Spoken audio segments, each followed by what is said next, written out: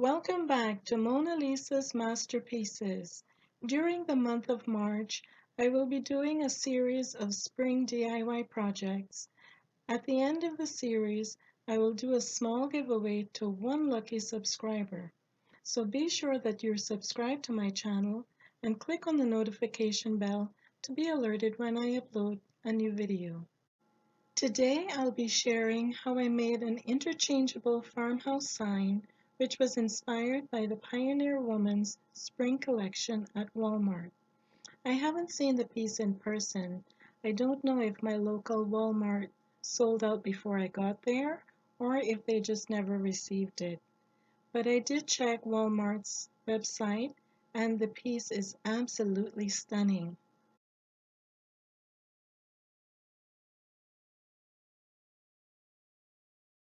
It is a 2-foot metal piece, it's full of vibrant colors, and the price was only $7.88.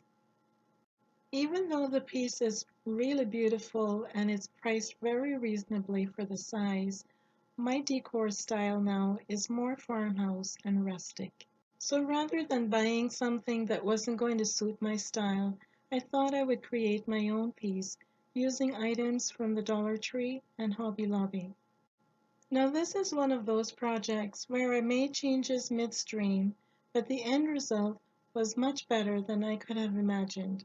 So if you plan to recreate my piece, be sure that you watch the video all the way through before you begin. So stick around to see how this masterpiece turns out.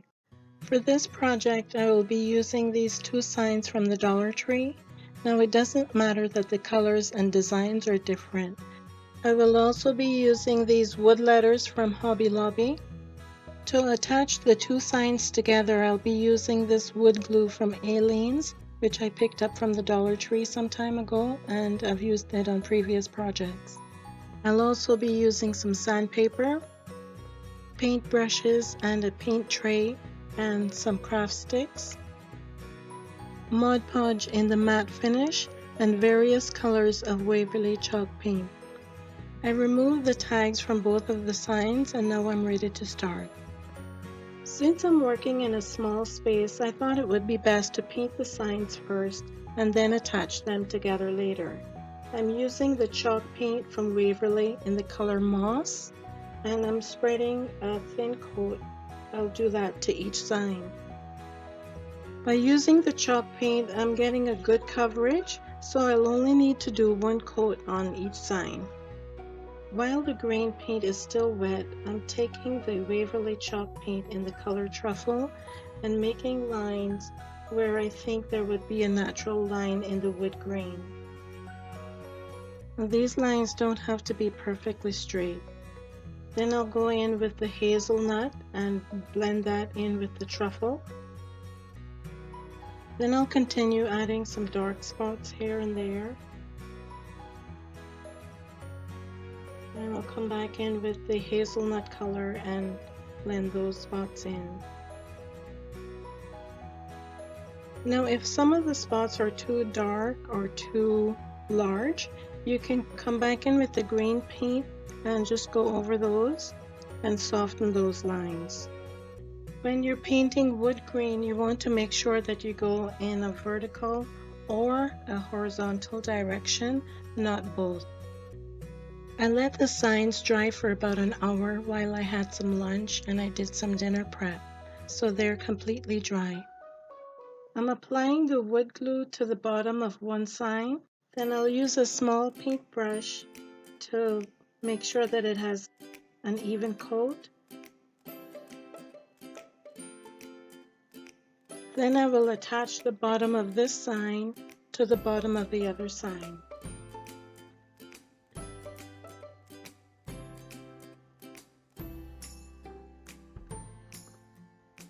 Using the wood glue again, I'm applying that to the jumbo craft sticks and I will apply those to the two signs to make a brace.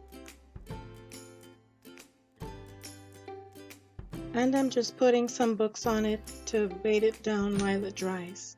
While the signs are still drying, I'm taking the Truffles paint and just dry brushing some of that onto the edges of the sign just to give it that rustic look.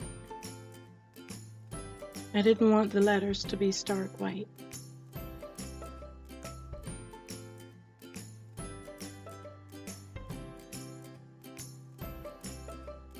If you get too much paint in one spot, you can use a wet wipe to wipe away the majority of it.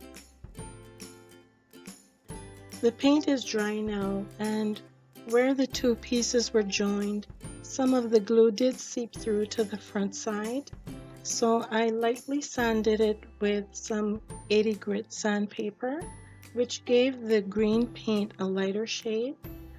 And even though that will be mostly covered by one of the letters, I'm going to lightly sand some spots to match that lighter shade so that I don't have to do any more painting.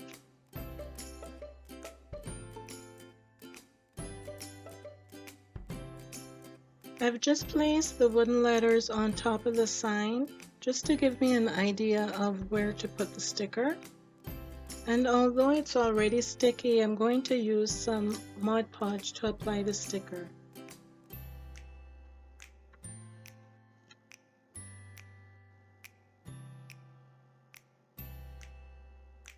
And the Mod Podge will dry clear. And now I'm using the wood glue to attach the wooden letters. Then I'll attach the bow with some hot glue. And here is how it turned out. I must admit that I like it, but I don't love it yet. I think that the flowers are not popping enough, and I am going to go back to the drawing board to work on it. So what I'm going to do is make a basket using these pieces from the Tumbling Tower game, which are found at the Dollar Tree. And I will make a basket so that I can put some faux flowers in. So I will attach 6 pieces together with the wood glue.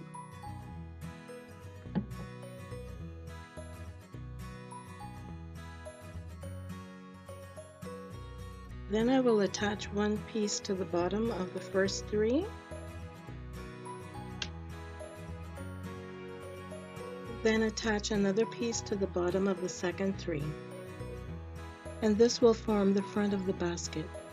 To form the sides and the bottom of the basket, I'm attaching 4 more pieces of the Tumbling Tower blocks. So I'll set this aside to dry for about a half hour. The basket is all dry now, and this is the back of the basket, the bottom and the 2 sides, and this is the front. I've lightly sanded it to get rid of the excess glue, and now I will apply a coat of the Waverly white chalk paint. Notice that I'm painting in the direction of the wood grain. And I don't intend to do full coverage with the white paint. I want some of the brown peeking through. Then I'll dry brush some over the white so that it's not so stark, and that will match the wooden letters that I painted earlier. Using the wood glue, I'm attaching the basket onto the sign. Then I will disassemble this wind chime that I got from the Dollar Tree. For this project, I'll just be using the flower and the bird.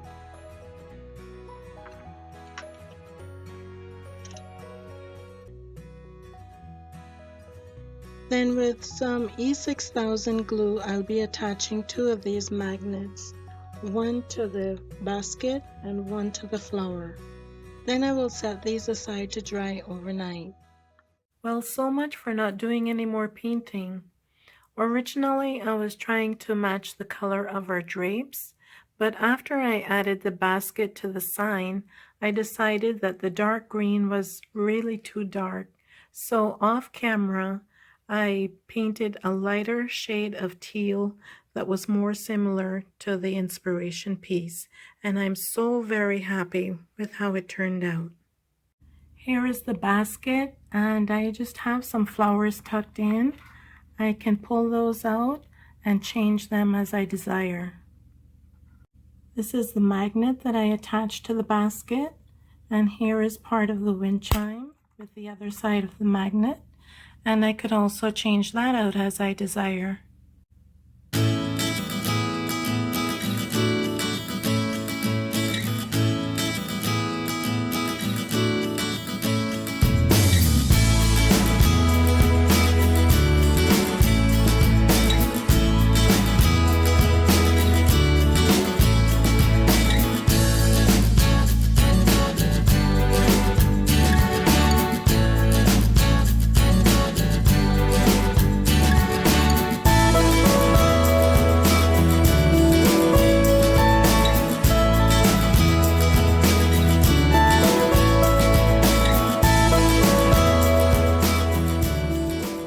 So friends, I really love how my sign turned out, and I think that adding the basket and making it interchangeable was the icing on the cake.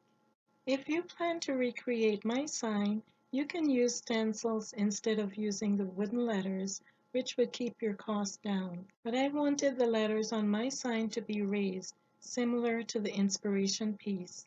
I usually try to create my projects for less.